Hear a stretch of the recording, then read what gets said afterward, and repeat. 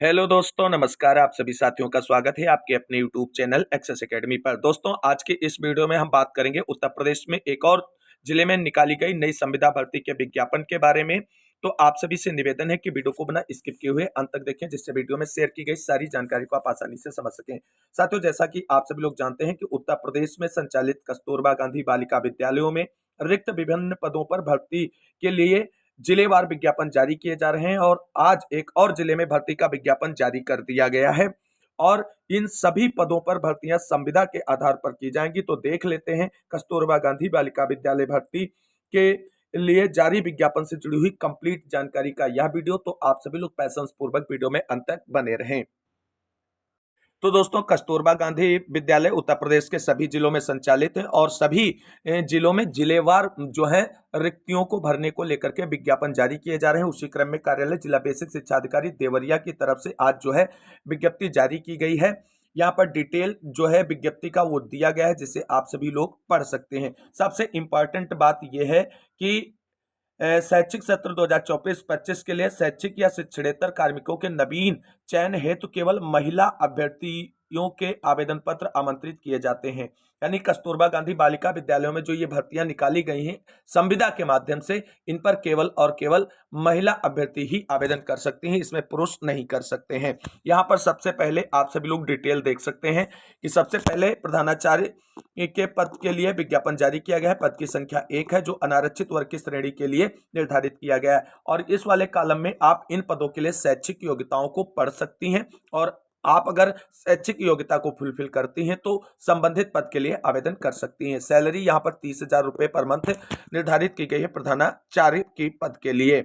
और अगला पद जो है वो यहाँ पर आप सभी लोग देख सकते हैं, पीजीटी हिंदी का है, जिसमें एक पद के लिए विज्ञापन जारी किया गया है और इसकी सैलरी 22,000 रहने वाली है। शैक्षिक योग्यता आप यहाँ पर पढ़ सकती हैं और इन विज्ञप्तियों को आप अगर पढ़ना चाहती हैं तो डिस्क्रिप्शन में गए टेलीग्राम चैनल को ज्वाइन कर लें। वहां पर हम इसे अपलोड कर देंगे, जहां से आप इसे डाउनलोड करके संबंधित शैक्षिक योग्यताएं, फॉर्म भरने से संबंधित कंप्लीट जानकारी डिस्कस कर सकती हैं, क्योंकि यहां पर अगर सारे पॉइंट को हम डिस्कस करेंगे तो वीडियो काफी लंबा हो जाएगा।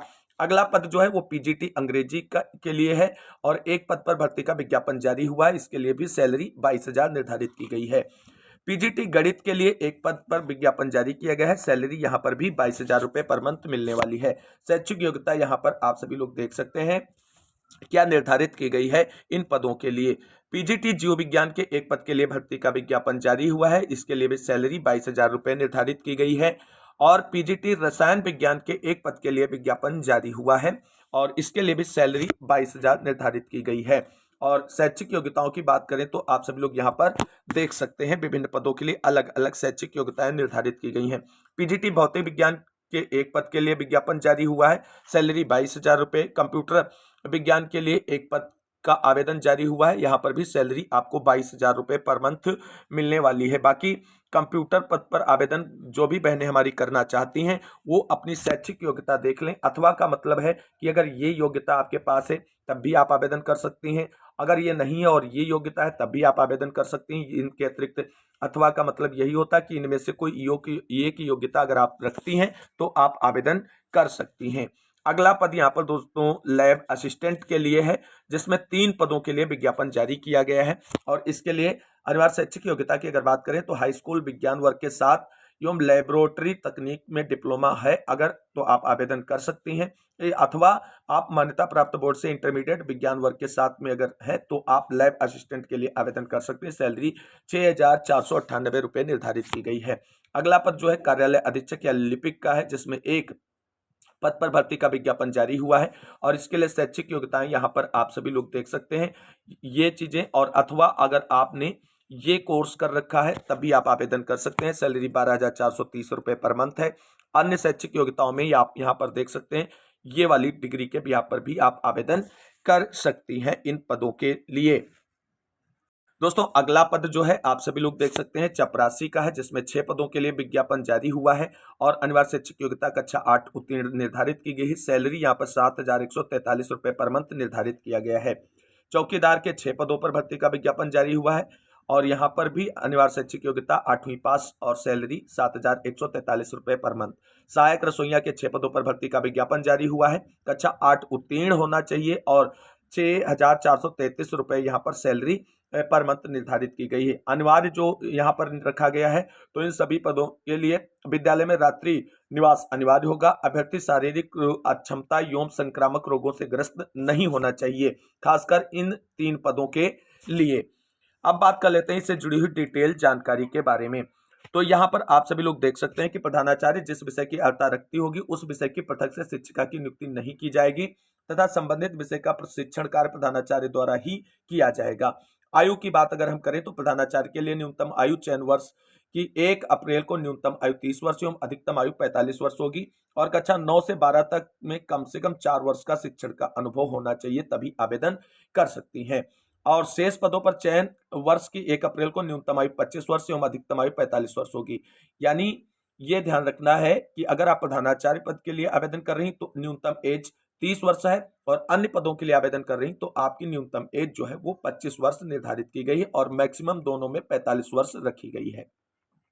कस्तूरबा गांधी बालिका विद्यालयों में सेवा हेतु अधिकतम आयु 60 वर्ष निर्धारित की गई, उससे ऊपर की आयु का कोई भी अभ्यर्थी आवेदन नहीं कर सकता है। आरक्षण क्या है, तो राज्य सरकार के निर्धारित प्रावधानों के अनुसार आरक्षण देय होगा, आरक्षण यानी लागू होगा। चरित्र क्या है, किसी भी सेवा से बर्खास्त नैतिक चारित्रिक अक्षमता के अपराध के लिए दोषी एवं दिवालिया व्यक्ति चयन के लिए अर्ह नहीं होंगे। अभ्यर्थियों के चयन के लिए भारांक के अंकों का निर्धारण किस प्रकार से किया गया है, तो हाई स्कूल पर यानी मेरिट के बिहाफ पर यह नियुक्ति होगी। तो देख लीजिए किस तरीके से मेरिट बनेगी, वो चीज यहाँ पर है। हाई स्कूल और इंटरमीडिएट, स्नातक, परास्नातक और प्रशिक्षण, इनके गुणवत्ता अंक कैसे बनेंगे, तो परीक्षा में प्राप्तांक का प्रतिशत गुणे 10/100, परीक्षा में प्राप्तांक का प्रतिशत गुणे 10/100 और परीक्षा में प्राप्तांक का प्रतिशत गुणे 20/100 ये स्नातक के लिए और परास्नातक के लिए रहेगा। बाकी प्रशिक्षण यानी बीएड जो आपने किया है, सैद्धांतिक एवं प्रयोगात्मक परीक्षा में प्राप्तांक का प्रतिशत गुणे 30/100 से प्राप्त गुणवत्ता अंकों को ऐड करते हुए मेरिट लिस्ट तैयार की जाएगी। अब यहाँ पर ध्यान देना है, नोटेबल पॉइंट क्या है, यदि 2 या 2 से अधिक अभ्यर्थियों के गुणवत्तांक समान होते तो ऐसे अभ्यर्थी का नाम जो आयु में ज्येष्ठ हो सूची में उच्चतर रखा जाएगा। यदि 2 या 2 से अधिक अभ्यर्थियों के गुणवत्तांक और आयु समान हो तो अभ्यर्थी का नाम अंग्रेजी वर्णमाला क्रम के अनुसार सूची में रखा जाएगा। सत्यापन क्या होगा, तो शिक्षक या शिक्षणेतर स्टाफ के चयन के समय प्रस्तुत प्रमाण पत्रों का सत्यापन संबंधित बोर्ड या संस्था से कराया जाएगा। कार्मिकों के मूल शैक्षिक अभिलेखों को जिला परियोजना कार्यालय में सुरक्षित या संरक्षित कराया जाएगा और अभिलेखों के सत्यापन उपरांत ही मानदेय का भुगतान किया जाएगा। यहाँ पर आप सभी लोग देख सकते हैं नियम और शर्तें क्या इन पदों के लिए निर्धारित की गई हैं। तो आवेदन केवल महिला अभ्यर्थी ही पात्र होंगे। विज्ञप्ति में दिए गए पदों को वांछित योग्यता अनिवार्य होगी। आरक्षण नियमानुसार तय होगा। प्रत्येक पद हेतु अलग अलग आवेदन करना होगा।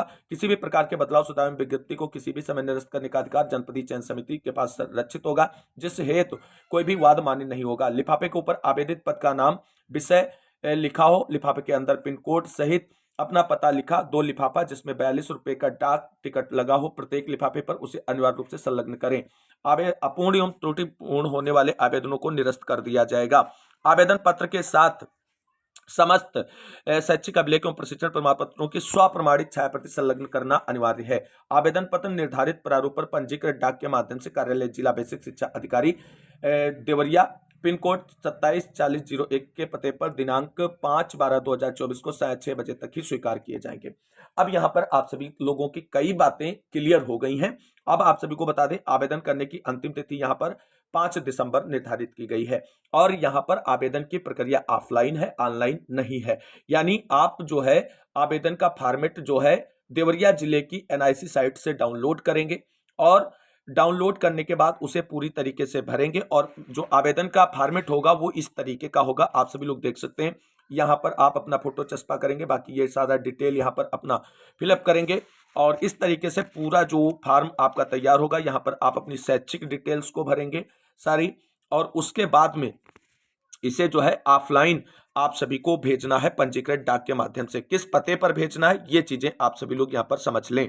तो यहाँ पर दोस्तों पता दिया गया है, इस पते पर आपको आवेदन फॉर्म भर के भेजना है। क्या, जिला बेसिक शिक्षा अधिकारी देवरिया, पिन कोड 274001 है और 5 तारीख के बाद में प्राप्त जो है आवेदनों पर विचार नहीं किया जाएगा। तो जो भी बहनें इसमें आवेदन करना चाहती हैं वो फटाफट देवरिया जिले के एनआईसी साइट पर जाकर के वहां से जो है भर्ती के आवेदन फार्म का फॉर्मेट डाउनलोड कर लें और उसका प्रिंट आउट निकाल लें साफ और स्वच्छ, और उस पर सारी डिटेल को भर करके लिफाफे के माध्यम से पंजीकृत डाक के द्वारा इसमें आपको भेज दें। और यहाँ पर ध्यान देना है कि लिफाफे के ऊपर आवेदित पद का नाम विषय लिखा हो, यानी आप जिस पद और विषय के लिए आवेदन कर रही उसका स्पष्ट मेंशन लिफाफे के ऊपर होना चाहिए। और लिफाफे के अंदर पिन कोड सहित अपना पता लिखा, यानी अपना पता आप लिखेंगे विद पिन कोड। और 2 लिफाफे आपको अंदर रखने होंगे जिस पर प्रत्येक पर 42 रुपए का डाक टिकट लगा हो, ये चीज आपको ध्यान रखनी है।